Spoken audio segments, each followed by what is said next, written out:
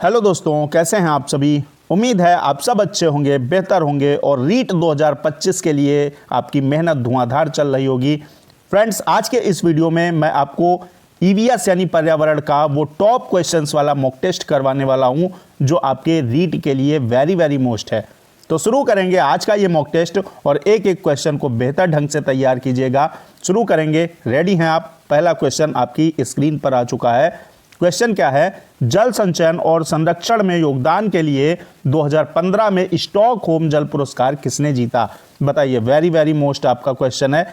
A option कहता है Rajendra Singh, B है आपका सुंदरलाल बहुगुणा, सी आपका ऑप्शन दिया गया है मेधा पाटेकर, डी है पांडुरंग हेगड़े। तो यहां पर अगर बात करें तो आपको याद रखना है कि भारत का जो जल पुरुष है या वाटरमैन जिसे बोला जाता है, राजेंद्र सिंह को बोला जाता है और इन्हीं को जल संचयन में और संरक्षण में योगदान के लिए 2015 में स्टॉकहोम जल पुरस्कार से सम्मानित किया गया था। ये भारत के जल पुरुष या वाटरमैन है। और एक चीज, इनका संघ कौन सा है, इनकी संस्था है तरुण भारत संघ, ये भी आपको याद रखना है। तरुण भारत संघ के नाम से इन्होंने संस्था बनाई है, ठीक है। अगर बात करें दोस्तों सुंदरलाल बहुगुणा की, तो इनका संबंध किससे हो जाएगा, 1973 के चिपको आंदोलन से शुरू हो जाए इनका संबंध हो जाएगा। ये आपका जो आंदोलन था, वृक्षों को बचाना, कटाई से बचाना, वनों की सुरक्षा करना, ठीक है, इससे संबंधित था। और ये गढ़वाल क्षेत्र के रैनी गांव में आपका शुरू हुआ था, तो ये भी याद रखना है। मेधा पाटेकर की अगर बात करें तो मेधा पाटेकर आपकी कौन है, इन्होंने क्या किया है, नर्मदा बचाओ आंदोलन में इनकी अग्रणी भूमिका थी। और अगर पांडुरंग हेगड़े की बात करें तो सुंदरलाल बहुगुणा का आपका चिपको आंदोलन है और इधर पांडुरंग हेगड़े सेम चिपको आंदोलन जो है वो कर्नाटक के अंदर अपिको आंदोलन, ठीक है, अपिको आंदोलन जो है उसका नेतृत्व करने वाले पांडुरंग हेगड़े थे और ये 1983 के अंदर वनों को बचाने के लिए चलाया गया था। तो ये सारी चीजें आपको क्लियर रखनी है।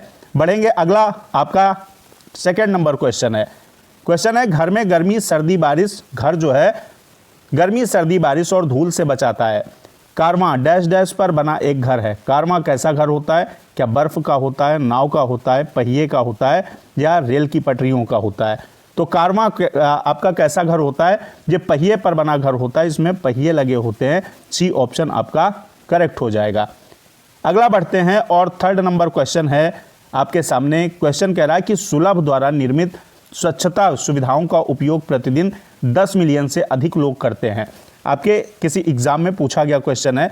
सुलभ इंटरनेशनल के संस्थापक कौन है। सुलभ इंटरनेशनल की अगर बात करेंगे तो इसके संस्थापक कौन हो जाएंगे। इसकी स्थापना जो है, सुलभ इंटरनेशनल की स्थापना 1970 में किसने की थी, आपके बिंदेश्वर पाठक ने की थी। ए ऑप्शन क्या हो जाएगा, करेक्ट हो जाएगा। अगला बढ़ते हैं और यहां पर 4 नंबर क्वेश्चन लेंगे। क्वेश्चन है राजाजी राष्ट्रीय उद्यान कहां स्थित है। उत्तर प्रदेश, गुजरात, हिमाचल प्रदेश, उत्तराखंड। तो राजाजी की अगर बात करेंगे, राजाजी नेशनल पार्क, तो ये है आपका कहां, उत्तराखंड में। डी ऑप्शन क्या हो जाएगा, करेक्ट हो जाएगा। उत्तर प्रदेश की अगर बात करें तो दुधवा नेशनल पार्क या दुधवा टाइगर रिजर्व कहां है, आपका उत्तर प्रदेश के लखीमपुर खीरी जिले में है, ये आपका दुधवा हो जाएगा। और अगर गुजरात की बात करें तो गिर नेशनल पार्क जो है एशियाई सिंह के लिए, वो आपका गुजरात के अंदर हो जाएगा। तो ये सारी चीजें आपको तैयार रखनी है। एक आपसे नागरहोल बहुत पूछता है, तो नागरहोल कहाँ है बताइए। नागरहोल की अगर बात करें, नागरहोल राष्ट्रीय पार्क, तो ये है आपका कहाँ पर, कर्नाटक के अंदर हो जाएगा। और अगर आपसे पूछ ले, ये मोस्ट इंपॉर्टेंट मैं आपको करवा रहा हूँ जितने भी पार्क, अगर केवलादेव राष्ट्रीय पार्क पूछ ले या घाना पक्षी विहार पूछ ले, तो ये कहाँ है आपका, भरतपुर के अंदर है, राजस्थान में, ठीक है। अगर जिम कॉर्बेट पूछ ले, अगर जिम कॉर्बेट पूछ ले जिसका पुराना नाम क्या है, नया नाम बोले तो पुराना तो जिम कॉर्बेट है, नया नाम आपका रामगंगा नेशनल पार्क या हेली नेशनल पार्क, ये कहाँ पर है, ये भी आपका उत्तराखंड में है, ठीक है। अगर पेंच नेशनल पार्क पूछ ले तो पेंच कहाँ हो जाएगा, एमपी में हो जाएगा। और कान्हा किसली पूछ ले तो भी आपका एमपी में हो जाएगा। ये मोस्ट इंपॉर्टेंट आपके राष्ट्रीय पार्क है। और यहाँ अगर बात करें, एक आपका काजीरंगा नेशनल पार्क जो है ये कहाँ पर है, तो ये भी आपका बहुत पूछा गया है, ये असम के अंदर है। और इसमें क्या है, एक सींग वाले गेंडे के लिए फेमस है। तो ये सारी आपके, इनसे बाहर अगर कोई पार्क आता है तो वो नहीं आएगा। आपका एक सरिस्का है, आगे बताऊंगा। अगला दोस्तों बढ़ेंगे यहाँ पर 5 नंबर क्वेश्चन लेंगे, विश्व जनसंख्या दिवस कब मनाया जाता है? 9 जून, 11 जुलाई, 10 अगस्त, 9 मई। तो विश्व जनसंख्या दिवस यानी वर्ल्ड पॉपुलेशन डे कब सेलिब्रेट किया जाता है? 11 जुलाई को मनाया जाता है। बी ऑप्शन आपका करेक्ट हो जाएगा। अगला बढ़ेंगे और अगला यहां पर लेंगे 6 नंबर क्वेश्चन। बेस्ट आपका क्वेश्चन है, डबल फॉल्ट किस खेल से संबंधित है?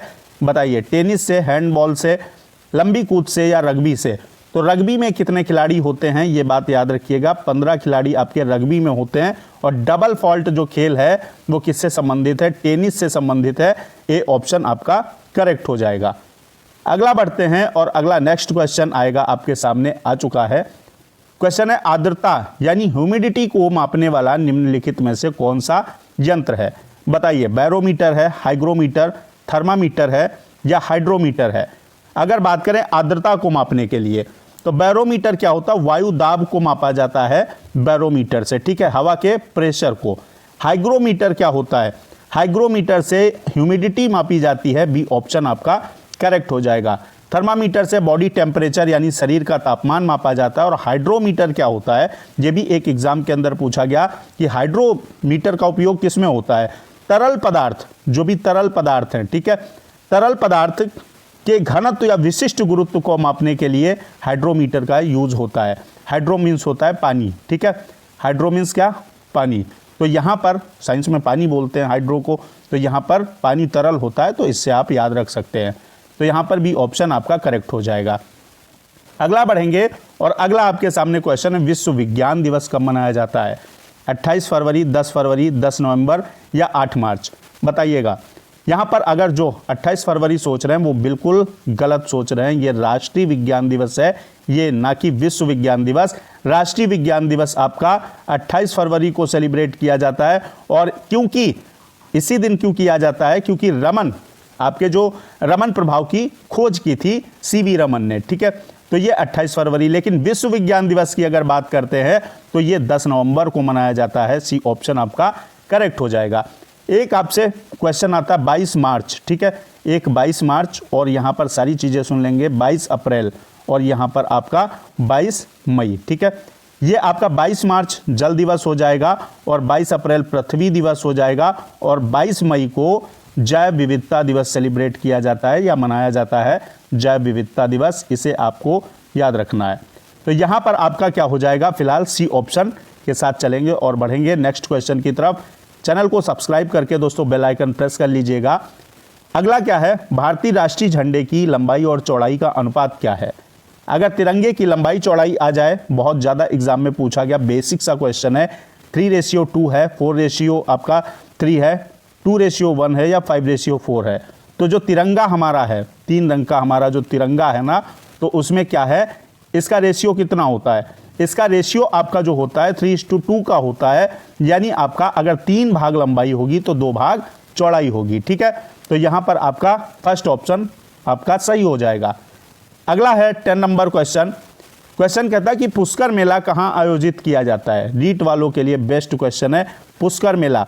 अब आप ये तो जानते हैं कि राजस्थान के अंदर पुष्कर मेला आयोजित किया जाता है, लेकिन अब बताइए जगह बताइए, क्या जयपुर, उदयपुर, जोधपुर या अजमेर? तो जयपुर सब दुनिया आपका बच्चा जानता है कि जयपुर को पिंक सिटी बोलते हैं, ठीक है। उदयपुर, इसको झीलों की नगरी बोला जाता है। ये भी आपको याद रखना है, आपके रीट में क्वेश्चन आ चुका है। अगर बात करते हैं पुष्कर मेला की, तो ये अजमेर में लगता है, आयोजित किया जाता है। और पुष्कर में एकमात्र आपका ब्रह्मा जी का मंदिर है देश के अंदर, तो वो पुष्कर में ही है। तो ये आपका डी ऑप्शन 10th का सही हो जाएगा। अगला बढ़ेंगे और अगला क्वेश्चन है 11 नंबर क्वेश्चन। आपके एग्जाम में आया हुआ है, टेट के एग्जाम में, एलपीजी के संदर्भ में क्या सत्य नहीं है? कौन सा सत्य नहीं है? इस नहीं को अच्छे से देखिएगा। या एक स्वच्छ ईंधन है, क्या सही है? बिल्कुल सही बात है भाई, जहां पर रखा जाता है वहां स्वच्छता रहती है, तो ये बात सही है। इसका ऊष्मीय मान जो है क्या उच्च है? बिल्कुल सही बात है, इसका ऊष्मीय मान भी उच्च है।